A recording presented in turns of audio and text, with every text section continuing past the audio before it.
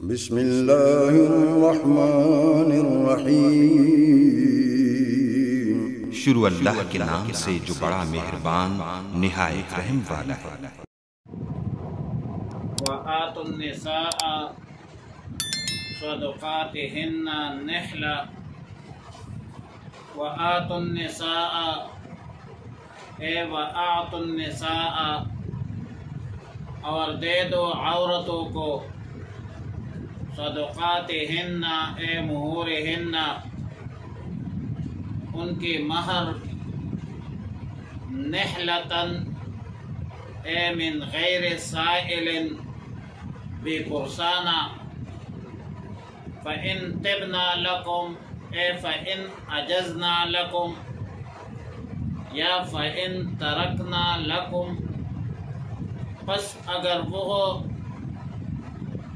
تمہارے لیے اجازت دے یا وہ تمہارے لیے کچھ چھوڑ دے عن شیء منہ نفساً کوئی چیز نفس کی خوشی سے فَكُلُوهُ تو کالو ہنیئا مریئا مزیدار خوشگوار۔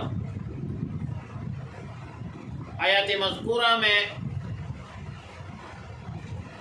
حقوق نسواں کے حوالے سے، عورتوں کے حقوق کے حوالے سے مہر کے متعلق مظالم ثلاثہ کا انسداد کا بیان ہے۔ عورتوں پر 3 قسم کے ظلم ہوتے ہیں مہر کے حوالے سے۔ نمبر 1، پہلی بات یہ ہے کہ مہر اس دلہن کا حق ہے جس کی شادی ہو رہی ہے یا ہو گئی ہے، لیکن ظلم یہ ہے کہ کئی دفعہ اس مہر کو دلہن کی بجائے اولیاء وصول کرتے ہیں، پھر اس پر قبضہ کر لیتے ہیں اور پھر اپنے لیے حلال سمجھتے ہیں، جو کہ انصاف کا تقاضا نہیں ہے، یہ ظلم پر مبنی فعل ہے۔ اور اس ظلم کی انسداد کے لیے، روک تھام کے لیے اللہ تعالی نے فرمایا کہ وَآتُوا النِّسَاءَ صَدُقَاتِهِنَّ، عورتوں کو دو ان کا مہر، اور پھر یہ خطاب شوہر کو بھی ہے کہ شوہر خود اس کی نگرانی کرے، بلکہ بازپرس کرے کہ آیا میری بیوی کو مہر ملی ہے یا نہیں۔ اور دلہن کے اولیاء کو بھی خطاب ہے کہ اپنے بچے، بانجے، بھتیجے وغیرہ کے مہر کو تو وصول کرتے ہو،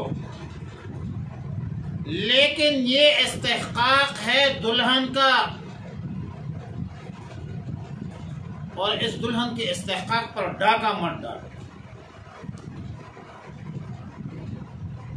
شریعت مطہرہ میں اس دلہن کی اجازت کے بغیر آپ اس مہر میں تصرف نہیں کر سکتے۔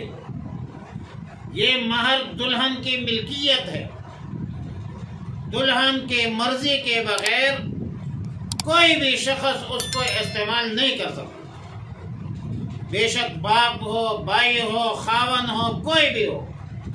اور پھر مہر تھوڑا ہو یا زیادہ ہو، زمین کی شکل میں ہو، نقد کی شکل میں ہو، سونا طلائی زیورات کی شکل میں ہو، لیکن استحقاق اور ملکیت اس دلہن کی ہے جس کی شادی ہو رہی ہے اور یا جس کی شادی ہو گئی ہے۔ مہر کے حوالے سے دوسرا ظلم کیا جاتا ہے۔ دوسرا ظلم یہ ہے کہ مہر ادا کرتے وقت ٹال مٹول کرتے ہیں اور ادائیگی بھی تلخی سے کرتے ہیں۔ اور بے شک ایک چیز ہے کہ مہر کبھی معجل ہوتی ہے، کبھی مؤجل ہوتی ہے۔ معجل عجلت سے ہے، اگر فی الفور، عجلت جلدی کو کہتے ہیں، اگر فی الفور ادا کیا جائے تو یہ مہر معجل ہے۔ اور مؤجل حمزے کے ساتھ یہ اجل سے ہے، نیٹا کو کہتے ہیں، مدت کو کہتے ہیں۔ مطلب اگر اندر طلب ادا کرے یا بعد میں ادا کرے تو اس کو مہر مؤجل کہا جاتا ہے۔ مہر مؤجل کی صورت میں جب تک مکمل مہر ادا نہیں کیا گیا ہو تب تک یہ خاوند بیوی کا مقروض رہے گا۔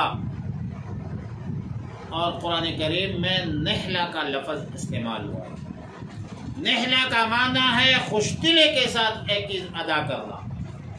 لہذا آیات کریمہ میں یہ تاکید فرما دی کہ مہر ایک واجب حق ہے، اس کے ادائیگی ضروری ہے، اور ظاہر ہے تمام حقوق خوش دلی کے ساتھ ادا کرنا ایک ضروری امر ہے۔ اور انہی حقوق میں سے ایک حق مہر ہے جس کے ادائیگی خاوند پر واجب ہے۔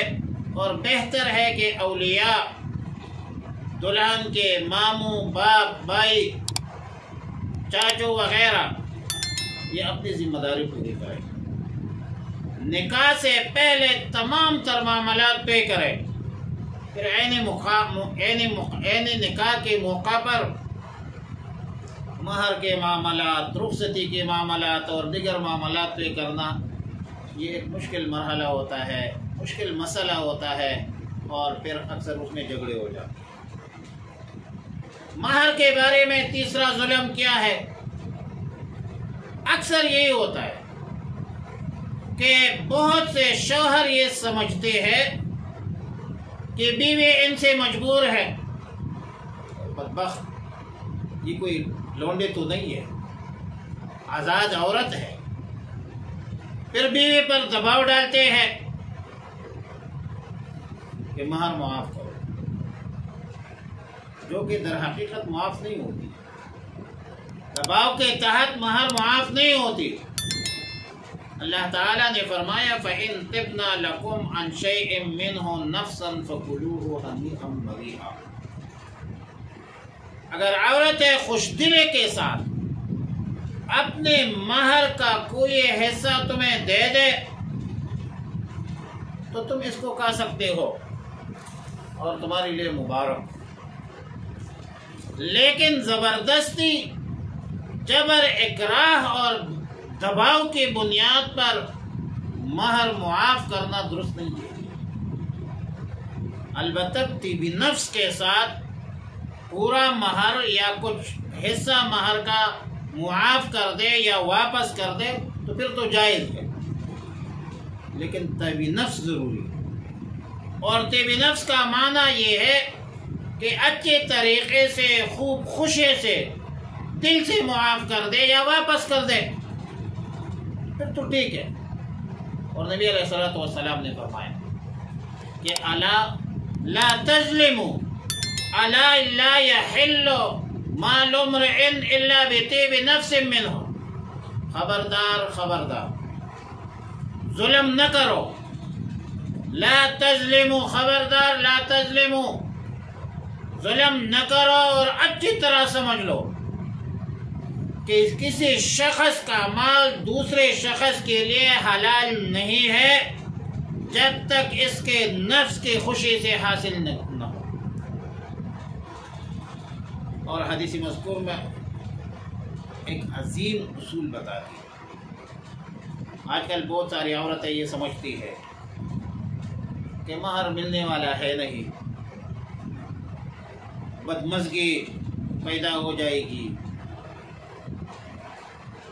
گھر بچانے کے خاطر بادل ناخواستہ معاف کر دیتی ہے، مجبور ہوتی ہے، لیکن اس معافی کا کوئی اعتبار نہیں، اس معافی کا کوئی اعتبار نہیں، کیونکہ یہ بھی طیب نفس نہیں۔ اور پھر آیت کریمہ میں صدقات سے مراد مہر ہے۔ صدقہ یا صداق مہر کو کہا جاتا ہے۔ اللہ علی قاری رحمہ اللہ الباری برقات میں لکھتے ہیں وَسُمِّيَ بِهِ لِأَنَّهُ يَظْهَرُ بِهِ صِدْقُ مِيلُ الرَّجُلِ إِلَى الْمَرْأَةِ۔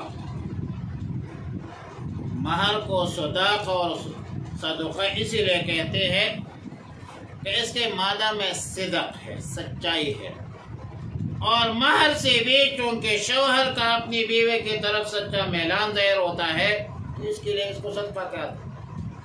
اور ہنیئا مریئا دونوں فعیل کی وزن پر صفت کے الفاظ سیدھے ہیں، جس کا معنی ہے بغیر مشقت کے ایک چیز حاصل کرنا۔ اور یعنی اصل میں اس نوالے کو، اس طعام کو بھی کہتے ہیں جو بغیر تکلیف کے حلق میں اتر جائے اور جسم کا جز بن جائے۔ اور مریہ بھی مذکورہ معنی پر استعمال ہوتا ہے قضا فی القاموس۔ بہرحال دونوں الفاظ ہنیئا مریئا قریب المعنی ہے۔ حضرت تانوی صاحب رحمۃ اللہ علیہ نے ان دونوں کا ترجمہ خوشگوار الفاظ سے کیا ہے، اور شاہ عبد القادر رحمہ اللہ تعالی نے رشتہ پشتہ سے کیا ہے۔ وَلَا تُؤْتُوا السُّفَهَاءَ أَمْوَالَكُمُ الَّتِي جَعَلَ اللَّهُ لَكُمْ، اور مت دو بے وقوفوں کو وہ مال جس کو اللہ نے تمہارے گزران کا ذریعہ بنایا ہے۔ وَارْزُقُوهُمْ فِيهَا، اور ان کو ان میں سے کھلاتے رہو۔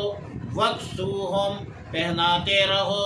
وَقُولُوا لَهُمْ قَوْلًا مَعْرُوفًا، اور کہو ان سے معقول بات۔ وَابْتَلُوا الْيَتَامَىٰ، اور تم آزماتے رہو یتیموں کو۔ حَتَّىٰ إِذَا بَلَغَ النِّكَاحَ، یہاں تک کہ پہنچ جائے نکاح کی عمر کو۔ فَإِنْ آنَسْتُم مِّنْهُمْ رُشْدًا، اگر تم دیکھتے ہو ان کی طرف سے سمجھداری۔ فَادْفَعُوا إِلَيْهِمْ أَمْوَالَهُمْ، پس ان کے مال ان کو دے دو۔ وَلَا تَأْكُلُوهَا إِسْرَافًا وَبِدَارًا أَن يَكْبَرُوا، اور مت کھاؤ ان کے مال کو ضرورت سے زیادہ۔ وَبِدَارًا، اور حاجت سے پہلے کہ یہ أن يكبروا کہ یہ بڑے ہو جائیں۔ وَمَنْ كَانَ غَنِيًّا فَلْيَسْتَعْفِفْ، اور تم میں سے جو مالدار ہے وہ پرہیز کرے۔ وَمَنْ كَانَ فَقِيرًا فَلْيَأْكُلْ بِالْمَعْرُوفِ، اور جو تم میں سے تنگ دست ہے پس وہ مناسب طریقے سے کھائے۔ فَإِذَا دَفَعْتُمْ إِلَيْهِمْ أَمْوَالَهُمْ، جب ان کو ان کا مال حوالہ کرو۔ فَأَشْهِدُوا عَلَيْهِمْ، تو اس پر گواہ بنا لو۔ وَكَفَىٰ بِاللَّهِ حَسِيبًا، اور اللہ کافی ہے حساب لینے کو۔ مذکورہ دونوں آیتوں کے حوالے سے سب سے پہلے اور بنیادی بات یہ ہے کہ اس میں مال کی اہمیت کا بیان ہے کہ انسانی زندگی کے حوالے سے مال کا بڑا عمل دخل ہوتا ہے۔ اور دوسری بات یہ ہے کہ مال کے حوالے سے مال کی حفاظت کی اور اس کی اصلاح جو ہے وہ مقصود ہے، کیونکہ نابالغ بچوں اور نہ تجربہ کار نہ واقف عورتوں کو مال حوالہ کرنا یہ مال کی بربادی تباہی کا ذریعہ ہے۔ سیدنا عبداللہ ابن عباس رضی اللہ تعالی عنہما کا قول ہے کہ اپنا پورا مال کمقل بچوں اور ناواقف عورتوں کو سپرد کر کے خود ان کا محتاج مت بنو، خواہ اپنے بچے ہو یا یتیم بچے ہو۔ اور یہ تفسیر حضرت ابو موسیٰ الاشعری رحمہ اللہ تعالی اور حافظ الطبری سے یہ منقول ہے، اور اس نے بھی اس تفسیر کو اختیار کیا۔ پہلے ہم نے پڑھا ہے آیات نمبر 2 میں وَآتُوا الْيَتَامَى أَمْوَالَهُمْ کہا، اور آیات نمبر 5 میں فرمایا وَلَا تُؤْتُوا السُّفَهَاءَ أَمْوَالَكُمْ، یعنی آیات نمبر 2 میں غائب کا صیغہ اور آیات نمبر 5 میں مخاطب کا صیغہ۔ حکمت یہ ہے کہ یہ جو دوسرا آیت نمبر 5 ہے، اس کا تقاضا یہ ہے کہ اپنا مال ہو یا یتیم کا مال ہو، اور آیت نمبر 2 کا تقاضا صرف یتیم کے مال کے حوالے سے تھا۔ بہرحال جس طرح جان کی حفاظت ضروری ہے، اس طرح مال کی حفاظت بھی ایک شرعی حکم ہے۔ نبی علیہ السلام نے فرمایا کہ من قتل دون مالہ فہو شہید، کذا فی البخاری و مسلم، یعنی جس طرح جان کی حفاظت پر شہادت کا رتبہ اور اجر ملتا ہے، اس طرح مال کی حفاظت پر بھی شہادت کا رتبہ اور اللہ کی طرف سے اجر ملتا ہے۔ لہذا پہلے آیات میں نمبر 5 میں مال کی حفاظت جو ہے اس کا وہ مقصود ہے کہ مال کی حفاظت کیا جائے اور اس میں اسراف، تبذیر اور زیادتی نہ کیا جائے۔ آیت نمبر 6 میں فرمایا کہ وَابْتَلُوا الْيَتَامَى حَتَّى إِذَا بَلَغُوا النِّكَاحَ، یعنی بالغ ہونے سے پہلے چھوٹے چھوٹے معاملات ان بچوں کے حوالہ کر کے ان سے ان کے امتحان لیتے رہو یہاں تک کہ عمر نکاح تک پہنچ جائے۔ اصل میں بچوں کی مخصوص طبیعت اور عقل و ہوش کے نشوونما کے حوالے سے جو چیز ہے وہ 3 مرتبے ہے، 3 درجات ہے۔ پہلا درجہ ہے بلوغت سے پہلے، دوسرا بلوغت کے بعد، اور تیسرا مرتبہ ہوشیاری کے بعد۔ بلوغت سے پہلے بچوں کی تعلیم اور تربیت پر توجہ دینے کی اشد ضرورت ہوتی ہے، اور ساتھ چھوٹے موٹے معاملات، دکان سے سودا وغیرہ، یہ بھی ان کو حوالہ کیا جائے۔ لہذا امام ابو حنیفہ رحمۃ اللہ علیہ کا قول ہے کہ چھوٹے بچوں کے معاملات، خرید و فروخت اگر ولی کی اجازت سے ہو تو یہ درست بھی ہے اور نافذ بھی ہے۔ دوسرے درجے کا حکم یہ ہے کہ اگر عمر نکاح کے قابل ہو جائے تو اب ان کے تجربہ کو دیکھا کرو، اگر اپنا نفع نقصان سمجھنے لگا تو خیر ہے، ان کو مال پر حوالہ کرو۔ تیسرا درجہ یہ ہے کہ اگر تم ان میں ہوشیاری محسوس کرو تو پھر تب اس کو اموال حوالہ کرو، اور بالغ ہونے کی عمر جو ہے امام ابو حنیفہ رحمۃ اللہ علیہ کے نزدیک 15 سال ہے، اور رشد کے حوالے سے امام ابو حنیفہ رحمۃ اللہ علیہ کی تحقیق یہ ہے کہ بچپن کے اثرات ختم ہوتے ہیں 25 سال میں، یعنی 25 سال کے 15 سال میں بندہ بالغ ہوتا ہے، اور 25 سال میں بندے کے اندر ہوشیاری اور سمجھداری جو ہے وہ آ جاتی ہے۔